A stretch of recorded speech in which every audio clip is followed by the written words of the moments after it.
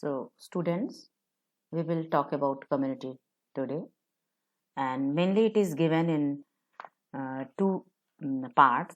And the first part is presented here, and second part will be given in the next lecture. So, what is community and what is community ecology? The study of different kinds of population in an area is called community ecology. And when a group of several species like plants, animals, or any microorganisms live together with mutual adjustment and beneficial interaction in a natural area, it is called community. As you know that this is biotic in nature, means community is only living in nature. Organisms share the same habitat, growing in uniform environment like forest, grassland, a desert, or a pond. This is type of natural communities. So, as I have told you, a community must include only living entities of the area. But if abiotic part is also considered, we would be dealing with an ecosystem. So, I will tell you these terms in next slide. A community has its own structure, composition, and developmental history. So, I would like to introduce few things like in a hierarchy, individual or any organism is a basic unit. So, when a group of same organisms living in a common habitat interacting with each other is called as population. Population means जनसंख्या या आबादी. When different types of population live and share the same physical space, it is called as community. Community is samudaya. This is always biotic in nature, means living. In a community, if we consider the abiotic, means non-living things, then the whole structure is called as ecosystem, और जिसे हम पारिस्थितिकी तंत्र भी कहते हैं. And finally, all the ecosystems of the earth together make the giant ecosystem, and it is called as biosphere. Biosphere means जीव मंडल. The concept of community is not so recent, and it may be traced back to the time of Theophrastus. He first time recognized the existence of plant communities. And later on, in 1838, Griesbach told that plant is an important unit of vegetation. And Edward Forbes in 1844 studied the mollusks in sea at different areas at different depth.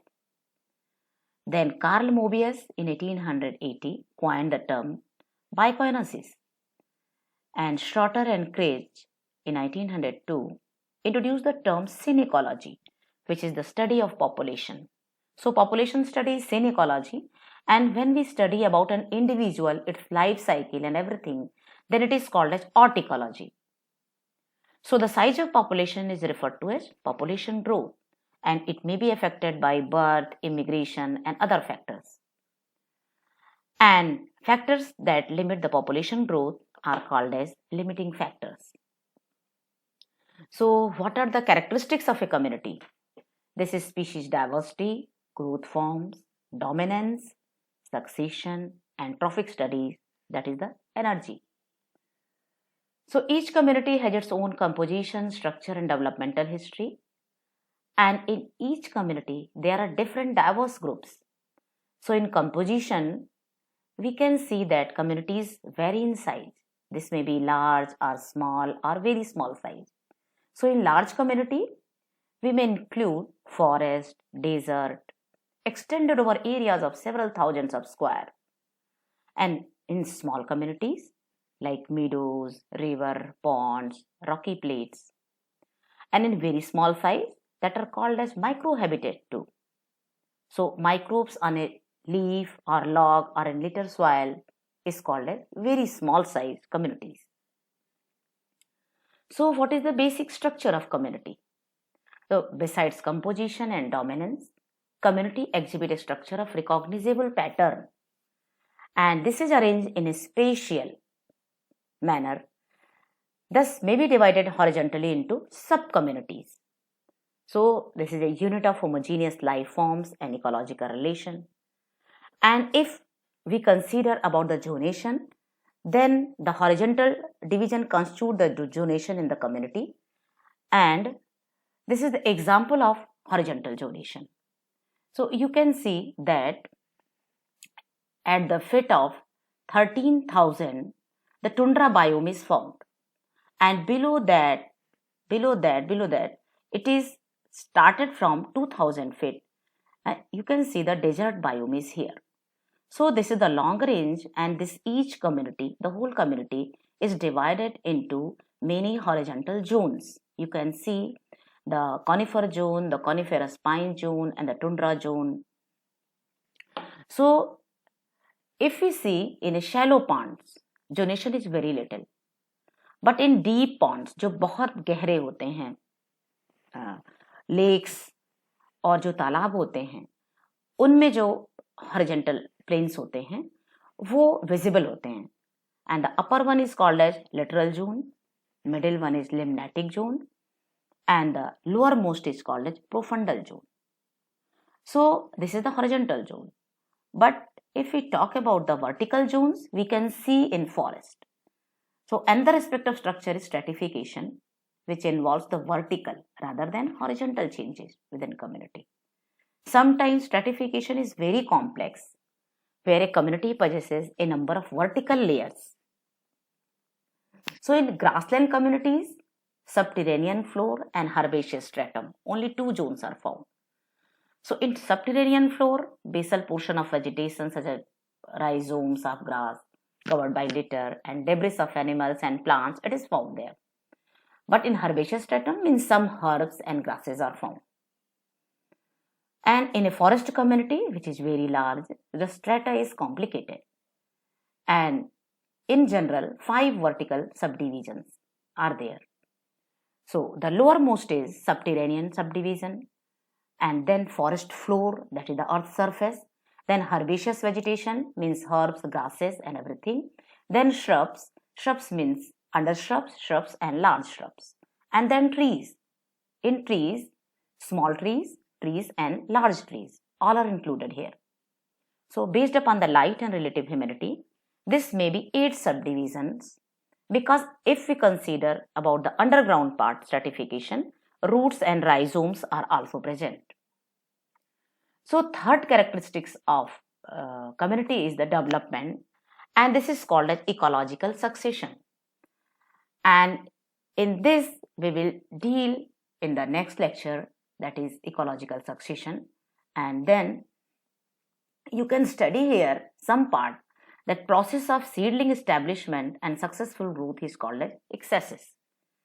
The result in the formation of colonies in new areas is called as colonization. So these are different community theories: the time theory, the spatial heterogeneity theory. Third is climate stability theory, productivity theory, competition theory, predation theory, and stability time hypothesis. Now, what are the different methods to study the community? So first is the floristic method, and second is the physiognomic method. So these methods are not now in common use. The first method and are descriptive methods. Here, vegetation is described in terms of flora. So listing of various genera and species present in the community is the flora, where naming of plants is also done. And this gives a little idea of composition. But physiognomic methods, in this life forms are considered, and it includes the study of growth forms, general structure, its spread.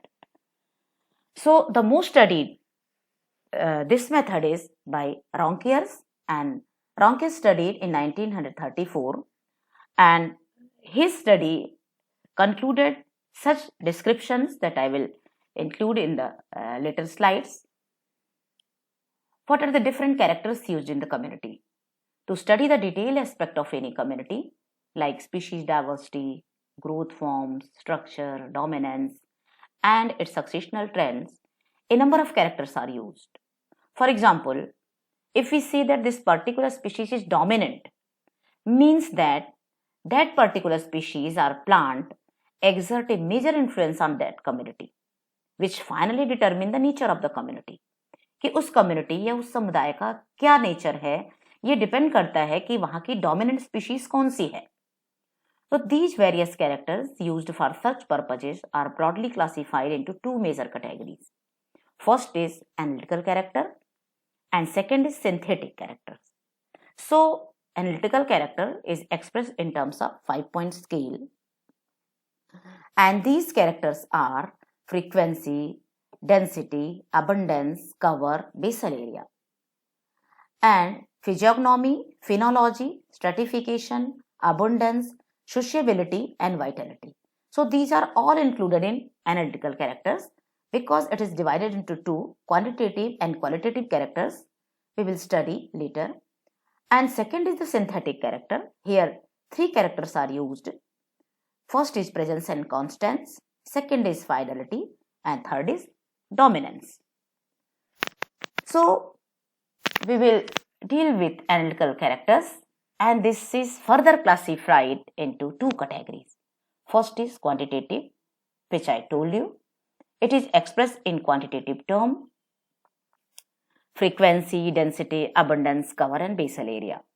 And second is qualitative, which is expressed only in qualitative way, although finally again grouped in 5-point scale.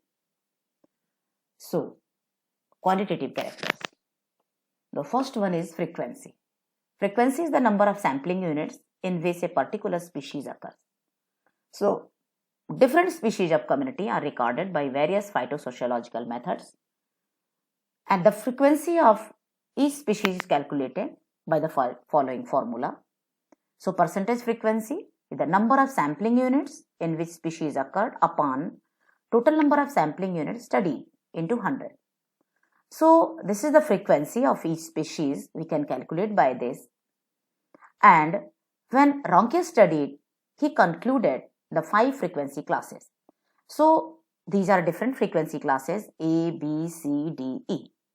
So, on his extensive study, he concluded that A is greater than B, B is greater than C, C is equal to, greater or lower than D, and D is always lower than E. So, second is density. Density represents the numerical strength of the species in the community in any unit area. It gives an idea of degree of composition. It is calculated by the following formula. That is total number of individuals of the species in all sampling units. These sampling units may be a quadrat upon total number of sampling units studied. So, this is the numerical strength of the community. And third is the abundance.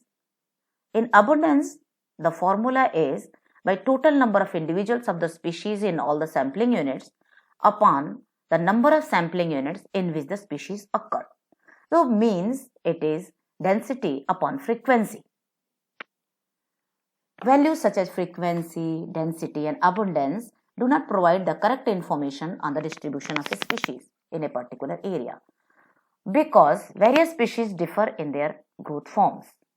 Therefore, such values are to be supplemented with other characters like cover and basal area. So, cover is used in general sense for the area occupied by a plant, may be herbaceous cover or basal area, used for the above ground parts like leaves, stem and inflorescence. And the basal area is the ground actually penetrated by the stem and is rarely observed when the leaves and stems are clipped at the ground surface. So, basal cover determines the dominance and is measured by calipers, line interception or point-centered quadrat method. So, this is grouped into 6. Group 1 tells that less than 5% if cover, and in group 2, 5 to 25% cover is found. And in group 3, 25 to 50%, group 4, 50 to 75%, in group 5, 75 to 95%, and in group C, 95 to 100% cover. B is the qualitative characters, and this falls under the category of analytical characters. Here the first is physiognomy, general appearance of the vegetation, as determined by the growth forms of the dominant species, like larger trees are dominant with some shrubs would tell as a forest. So this tells about the growth forms. And second is the phenology. It is the scientific or systematic study of seasonal change, means the periodic phenomena of organisms in relation to their climate. A study of date and time of events is phenology. So phenology is the calendar of events or the life history of the plant. You can see the events as a phytogram. The first one is germination, second is the vegetative growth, third is the flowering, fourth is the fruit formation, fifth seed maturation, and sixth is the death. So the third one is stratification. Stratification is the way in which plants of different species are arranged in different vertical layers in order to make full use of the available physical and physiological requirements like sunlight, etc. And it can be obtained by a bisect the vertical strata in a community. Stratification is the result of interdependencies of species like lianas and epiphytes that grow on other plants. So example of liana, you can see Tinospora cordifolia, and this is also called as Giloy or Guruch or Amrita. So you can see the figure of liana, that is Giloy, and this is the stem and whole part even. It is a medicinal plant and this grows in the dense forest, and to get the sunlight, it reaches on the top of the forest. Fourth is the abundance. Although related with density, it may not be expressed in quantitative terms. Organisms, particularly plants, are not found uniformly distributed in an area, found in smaller patches or groups, and they differ in number with each place. Divided in 5 groups, that is very rare means very less abundance, rare, then common, then frequent, then very much frequent. And the species which are very much frequent means almost dominant in that area. Fifth is the sociability. Sociability means proximity of the plants to one another. So species with some density, it may differ in sociability values. And sociability expresses the degree of association between species, how these are associated with each other. Some divide the sociability into 10 classes, like Brown-Blanquet in 1932. He divided into 5 groups. The S1, this is the first group, is where the plants found separately from each other, thus growing singly. And second group, a group of 4 to 6 plants at one place. And in S3 group, many smaller scattered groups at one place is found. And S4, several bigger groups at one place is found. And in S5, a large group occupy the larger area. And sixth is the vitality and vigor. Vitality is the capacity of normal growth and reproduction that is important for successful survival of a species, depend upon the weight of species. In plants, stem height, root length, leaf number, and leaf area, weight of flowers, fruits, and seeds, these all determine the vitality. So on the above criteria, plants are grouped into different vitality groups by R. Mishra and G.S. Puri in 1954. R. Mishra, as you know, he is the father of modern ecology. And in these 3 groups, the first group is well-developed plants completing their life cycles regularly, and they produce the viable seeds. And in second group, plants reproduce vegetatively. And third, ephemeral, short-lived. The plants are short-lived. That may be called as seasonal also. And Brown and Blanquet in 1932, he gave the 4 groups, and Daubenmeier in 1968, he gave the 5 groups. So these 5 groups are, the first group is the plants capable of germinating but dying soon without reproducing. In second group, vitality group, plants which determine life for some time but able to reproduce. And in third vitality group, plants reproducing vegetatively. In fourth vitality group, plants reproducing sexually. but somewhat feebly. And in the fifth vitality group, plant reproducing sexually very well, it shows the response of the area is very good. And this is the major second group is synthetic characters. So these are determined after computing the data on the qualitative and quantitative characters of the community. For comparing the vegetation of different areas, community comparison needs the calculations of their synthetic characters. So these are determined in terms of first is the presence and constants. This expresses the extent of occurrence of the individuals of a particular species in the community. How uniformly a species occurs in a number of stands of the same type of community. The species on the base of its percentage frequency may belong to any of the following classes. The first is rarely present, means it is present in 1 to 20% of the sampling items. Sampling items may be a quadrate or any method. And second is the seldom present, means 21 to 40% of the sampling unit. And third is the often present, in this 41 to 60% covers. And fourth is mostly present, so these species cover 61 to 80%. And fifth group covers the constantly present area, means 81 to 100% of the sampling items. Again, this may be a dominant group. Second is the fidelity in synthetic characters. Fidelity is the degree with which a species is restricted in distribution to one kind of community. So here is restriction. These species are sometimes known as indicators also. The species have been grouped into 5 fidelity classes as follows. You can see the first fidelity group is plants appearing accidentally, means sometimes plants appear in fidelity. Second group, indifferent plants, and it may occur in any community. In fidelity third group, plants occur in many communities but predominant in one, and this is called a preferent. In fidelity fourth group, specially present in one community but may occasionally occur in other communities as well.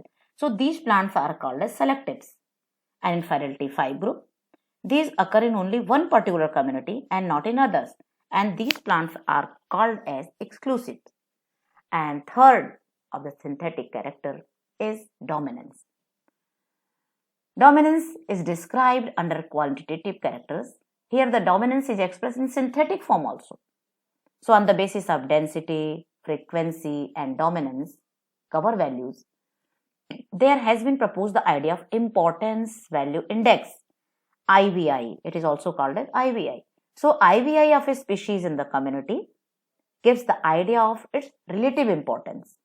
For IVI, values of relative density, relative frequency and relative dominance are obtained as follows, and this formula is used. You can see in relative density, the density of the species upon total density of all species into 100, and to find the relative frequency, the frequency of the species upon total frequency of all the species into 100, and to find the relative dominance or cover, the dominance of the species upon total dominance of the all species into 100. So we can find all three characters, and if these values are added, IVI values of different species are arranged in decreasing order. And other synthetic characters are, which have some value in further defining the community, are interspecific association, association index, index of similarity, dominance index, species diversity and diversity index. So here I end the first part, and in the next lecture we will talk about other things like life forms and other many things in community part 2. Thank you so much.